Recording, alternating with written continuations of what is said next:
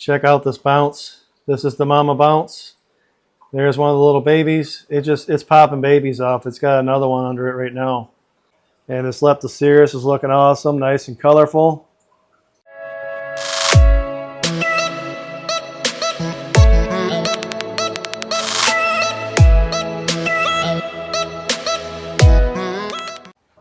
Hey, what's up, Reefers? I'm Reefer Matt, and welcome back to the Reef Cave.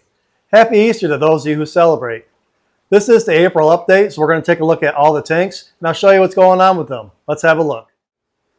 All right, well, I don't know about you guys, but I am tired. I've been doing a lot of yard work lately, let alone all the other stuff I got to do. So this video is being taken a little later at night, and some of the lights are off, and the rest of the lights are kind of blue, so I'll try to filter that out the best I can. This is a 75-gallon SPS tank, and it's doing pretty good since its episode I had a couple months. There's Sarge, a Sergeant Major damselfish, and his buddy the clownfish. Got a purple tang. Haven't really named him yet. Had him for like 6 years. And there's a little cardinal fish, and I have some other fish in here too. Oh, there's one of them, some lemon damsels. Way back there, I got 3 of those guys. And then there's, I think there's another fish around here too. But the coral are bouncing back, as you can see. This Acroppora has colored back up. You can see the little white rings around it, and that means that it's growing back. So I'm real happy about that. And eventually, it'll just cover up this little dead spot here, and it'll get back to the way it was. All the rest of the coral doing pretty good. I do have some sponge in here. I'm not too worried about it. It's kind of staying in those little pockets, but if it starts to get in the way of anything, I'll just get a little siphon hose and a brush and get it out of there. But so far, I'm not too worried about it. The acros up here are doing pretty good. This one's growing back. The little tips that got browned out and that, they colored back up. And the Disney's always been doing pretty good. It's just greened out a little bit, so I got to get its color back. I can see this bird's nest wants to come back here, so eventually I'm going to have to trim that out. About once a year, it'll grow the size of a softball or a little larger. My fish will get out of the way, and then I got to trim it out. The green slimer here had a little patch of SDN, but it stopped. And you can see the polyps are out, and it's nice and happy now. And this Leptocerus is looking awesome, nice and colorful. And the Bavona here as well. And even my Acroppora setosa here is doing great. So I am real happy that everything came back and colored right back up. I even got a little, they say it's called a digi. I forgot the actual species of it, but that's a forest fire back there. And I stuck that back there recently. Look at all that 24K Leptocerus. And then I got this Acroppora efflorescens here from Battle Corals. It's not really doing anything. Actually, I've had this frag for almost a year now, and that's all it's done. So I haven't had a lot of luck with Battle Corals. I don't know why. Not to say it's all like this. I've had a few that have, grown out, and I'll show you that in a little bit. I mean, they got a little something on them, but, you'd think for a year's growth I'd have more than that. But, it's just hit or miss sometimes with things like that. And I don't fault the vendors for that. It's just sometimes the parameters are a little different, or just, that one day it'll just pop out and grow. This acro back here is doing good. It got its color back. I got my little acro alley here. Oh, I see some Acroppora back there. I may have to trim. See it popping up. I've been when they get to like a big colony and they start stinging everything, I'll trim them out of there. When they're little, I don't care that much about them. They do pop up in certain spots though. Let's see if I can show you. Yeah, see that on the back glass? That's Acroppora there. So just keep that in mind. If you're interested in Acroppora, it can, just start growing anywhere. So some are worse than others. Mine's not too bad. Just keep that in mind though. And like I said, these Acroppora down here are doing good. And this one's coloring up too. I've had this one forever, like at least 5 years. And that's really all it's done too. So like I said, some acros are just that way. And then one day they just take off. The Monty Caps are doing great. Hey, Purple Tang, how you doing, buddy? This green one's starting to come back slowly but surely. But the orange ones have really come back. See that? So they're going to pop out like they used to. They used to cover all of that, and In the past, I've had half this tank was Monte Cap, and I had to frag it out because of shading, and it would grow on the glass and things like that. So I don't want to quite get that big, but a little bit's okay. This yellow tip here is doing great. See that? Getting some new growth on that. And the one pink Acroppora I had back here started just out of the blue, STNing on me. So I had this guy in reserve in the frag tank. I've had this, I don't know how many years. I want to say at least 4 years. I don't even know what it is. I know it's an acro, but I don't know what kind. So I decided to stick that in here and see how that does. And then I got this stylophora from Battle Corals too, and it's doing great. Purple stylo. Man, they really want to be on camera. And this coral's doing great. And I got a little bit of Setosa back there too that I put back there. So I'm real happy with things that are popping out and coming back. See, there's more polyps coming out of that Monty there, that castaway. And I was even seeing, I haven't seen polyps in this coral in a while. This was Jedi Mind Trick. But I'm starting to see, I don't know if you can see them, but I'm starting to see little nubs like polyps want to come out. So that'd be cool. But eventually, this Pavona and Leptocerus are just going to grow over that anyway. So I'm not, I'm not real concerned if it doesn't make it, because it's just going to be overgrown anyway. But that's the 75-gallon SPS tank, and it is definitely colored back up, as you can see. All right, on to the big boys tank. This is the 135-gallon Fowler tank. There is Finn front and center. My buddy Finn. He is doing good. He's the size of my hand. I don't know if I can capture that in camera. Let me get my foot. There we go. Let me do this. See if I won't spook him. To see that? He is every bit the size of my hand. And he's doing great. He eats everything. He's a piggy. He grunts at everybody, but he doesn't really, nip at them or anything. But he just says, hey, I'm the boss of the tank, even though he's really not, because that's the boss of the tank right there, Leonidas. But he's a little more timid than Finn. He don't go chasing nobody, but he'll definitely let Finn know if Finn annoys him. There is Bandit, the Huma Huma trigger. He's doing cool. I've had him, I want to say 4 or 5 years, maybe 4 years. I had another trigger in here that didn't make it, that ended up getting velvet when I had a velvet outbreak back in the day, and I ended up losing that one. But I've had this guy for at least 4 years. Oh, see that? There we go. Finn's like, I'm the boss, get out of here. There's the burrfish. You don't really bite him. He just says, hey.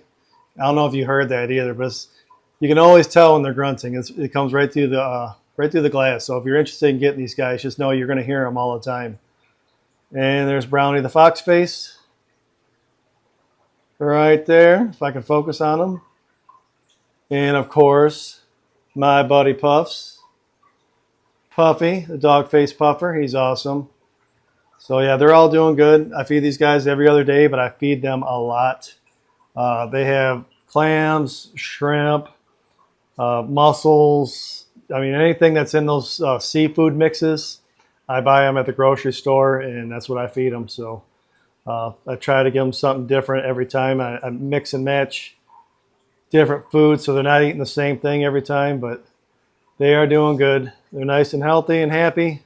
And I don't think I'm going to add any more fish to this tank. I'm happy with these guys in here, and they have a lot of room to swim around. So that is the 135-gallon Fowler tank. All right, sorry about that. If the Fowler tank wasn't quite in focus, I'll try to do better with this tank. This is my SPS Frag Tank, with the exception of this Elegance coral. I used to have LPS coral in here, along with this Elegance. And Nemo Jr. here has taken a liking to it. That's his host, so I just can't take it out of here. He likes it too much, so I leave that in there. But the rest is SPS frags. And little, I guess they call them mini colonies. It's a little big to be a frag, but this is where I do my grow outs for SPS, even though hardly anybody in my area likes SPS. So really it's just sort of my collection, and I trade. And every once in a while I'll sell some at a show. And speaking of a show, if you're not doing anything on April 27th and you're in the Sterling Heights, Michigan area, I'll go ahead and put the graphic on the screen. I'm going to be there with a bunch of other cool vendors. Cherry Corals is going to be there. I'm sure you've heard of them. So if you can make it, I highly recommend going. This is the last frag swap of the season for Michigan. So I'm sure you'll get a lot of great deals. I hope to see you there. So back to the tank. This Acroppora here is coloring up like, I don't know, there we go. It's getting a lot of different colors, like pink and green and purple. I don't know what's going on. Just all of a sudden, it used to be just green. What I was speaking of earlier, if this is Sarge's cousin here, he's kind of blocking the view. There we go. That's that battle coral I was talking about earlier. I believe that's called Bambu, and that one's growing out pretty good. So I'm happy about that one. And I got a few others in here that I got from battle corals too, but that one's doing the best out of all of them. And then I have some from cherry corals that are doing good too, like this one back here. It's got its polyps all out. And this one I got from a buddy. But yeah, the tank lights are getting real low right now, so it's kind of hard for my camera to focus. I don't really want to turn them up and disturb everybody, but this tank's doing pretty good. It just gets a little turf algae now and then, so I put an urchin in there. That's why this guy in here is bulldozing over everything. And I just go behind them and make sure that nothing's touching anything else and pick them up. But they are very good for turf algae and hair algae, so that's why I have that guy in there. Normally I wouldn't have an urchin in a frag tank, but they do such a good job that sometimes it's a necessity. So this is the little 50-gallon SPS Frag Tank.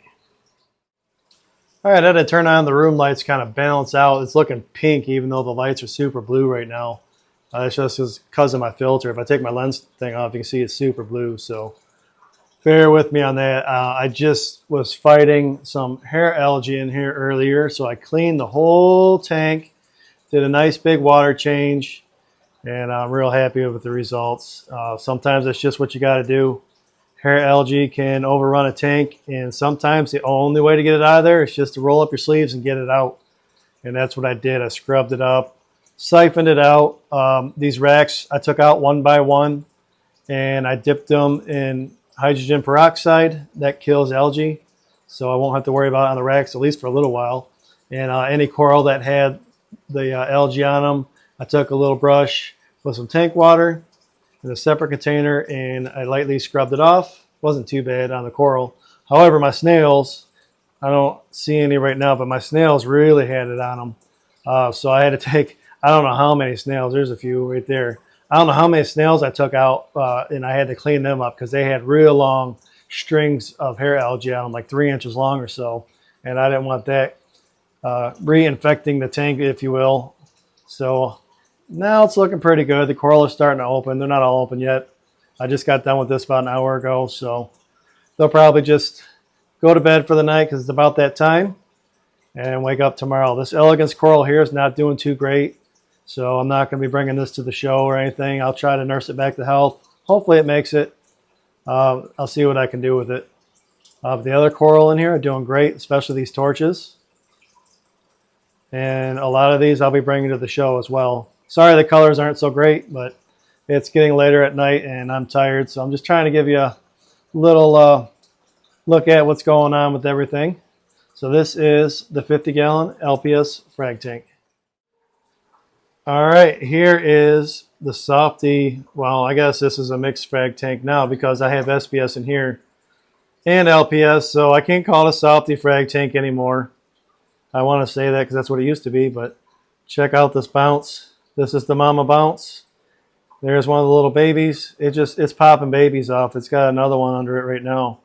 So that's cool. I like it when coral propagate by themselves. This toadstool, which is huge, I did propagate myself. Trimmed off some pieces and used my cool little coral cages back there. I do sell those. Those are for frag plugs. You can use them for mushrooms or anything that you would normally use a rubber band for. And it holds them on the frag plug until they attach, and then you can take them off. So I'll be offering those at the frag swap too. Those are really cool. I'm happy with the way those cages came out, but this toadstool is huge again. Look how long those polyps are. They're probably about 3 inches long. And there's some green Neptune back there. Nice big colony. The zoas are they're okay. I got a little buddy in here somewhere. I was noticing some of the Esterina stars, so I put a harlequin shrimp in here somewhere. If I can find them, I'll get them on camera for you, but I haven't really noticed anything too devastating in here. It's just kind of, you know, a few polyps weren't opening as much like that there, but I haven't seen anything on any of the corals, so I just figured I'll put a harlequin in here. I do have the stars in a few of my other tanks too, so I'll just collect it and put it in the other tanks and just keep going around and around until, you know, they're all gone in each tank, or, you know, at least down to a few anyway. But things are going pretty good in this tank. There's some Bacillopora there. That was a big colony that I took out. There's that bird's nest I was talking about earlier. It's not quite as bright in this tank as it was in the other tank, but that's a big colony I took out a while ago. And then I got some German blue Matsopora digitata there. So I got to make some frags of these. Let's see if I can find my little harlequin buddy. He's usually around here somewhere. If you see him on the camera, you can shout out. I'm trying to look with my eyes and not the camera. These guys think they're getting fed. I just fed them yesterday. I feed my fish every other day. Let's see if I can find him. I don't see him right now. He usually pops out when I turn the flow off. But this is the other mixed tank. And I'm thinking of getting more softies, like these leathers here. I like the leathers. The GSP is kind of getting out of control in the back there. I got to frag some of that off. But I'm thinking doing more leather coral than so much than the zoas. I'll still have like one of these for zoas, but I don't need this many zoas. So I'll see if anybody wants these, and get other things for that. But I don't think he's going to come out. I'll show him to you in a future video. But that is the other mixed frag tank, 50 gallons. And here's a cool Acroppora I got from my buddy. It is in my QT tank for now. So are these zoas. I noticed when I was dipping it, it had some flatworms on it. So luckily I have a QT tank, and I made this frag rack, by the way. I 3D printed it. So with that, I just keep it in here every 2 weeks. I'm going to dip it, which is actually about today. I'm ready to do that. And if I see any more flatworms, I'll give it another 2 weeks, but I'm at least going to do it for a month until I'm happy that all the eggs are gone. So I'm sure of it. But as you can see, this is a really cool coral. Look at that. Look at all those polyps. So, you know, if you can afford to get a quarantine tank, I highly recommend it. They're worth their weight in gold for both for fish and coral. So one other thing, the other day I was panicking. You're looking at my Neptune Apex right here. And if you look at the floor, besides my mess, you're like, what's this long, long, long cord going to? And then there's another cord going up here and another mess over there. So basically what happened is my trident down here on this tank would not read the water sample. The cuvette was clean. Everything was good. It was drawing the sample in the vial. You could see the water, and it just would not register. And no matter what I did, I could not get it to go. So I read online that, hey, maybe it's the cable. So I did have an extra cable, and I changed it out, and it worked. And I was like, oh, awesome. You know, because down here, it gets wet from outside. I have a penetration in my foundation in my basement here. And it's for my hot tub, and it does leak when it rains outside. I got to fix it. So this has been getting kind of moist down here, and I try to keep my cables off the floor. It's a mess right now because I was like panicking the other day. I had this thing out, and I'm like, oh my gosh, I'll tell you why I was panicking in a minute. But after I got this thing going good, I unplugged, by the way, the cables, get up here, from here, the EB8, and I have other cables that look just like it. It's the one links. So I unplugged the one to my doser, and I'm like, oops, after I got this going. So I went up there and I plugged it back in, and all of my modules, I don't know how many modules, because I have four tanks running off my Apex. Every single one of them disconnected, and they were flashing, and I panicked because that means I can't control my tanks. That means no dosers are dosing, nothing's testing. Luckily, I had it programmed So then that way the fallback was on for all of my outlets, because that's what I do, just so I at least have power when I lose that. But I was panicking. What that was this cable here. This is the Aquabus cable. I have a 30-foot long cable that actually goes behind Puffy's tank here, and it goes to that EB832 right there. And then I have another 30-footer that goes from that EB832 all the way to this one here. So what I ended up doing to make sure it was the cable is I took the one from here to here, and I ran it all the way across to the apex, and it worked. Everything turned on, but I had to stretch. I didn't have a long enough cable. I had to stretch my one module. Let me show you this. Going from there, this is a PM1 module. That's for pH and temperature. I had to bridge it. It's got little ports in there, so if you have a couple short plugs, it'll work. And then, I don't know if you can see it, but I put it, you can't see it, but it went into my dose, basically. I plugged it into the dose, and then I plugged it into there for now, just to keep my tanks running. So the moral of that story is, if you have something goofy going on with your Apex and you can't figure it out, try a new cable. Just see if it works. For some reason, I lost 2 cables, and they just came in today.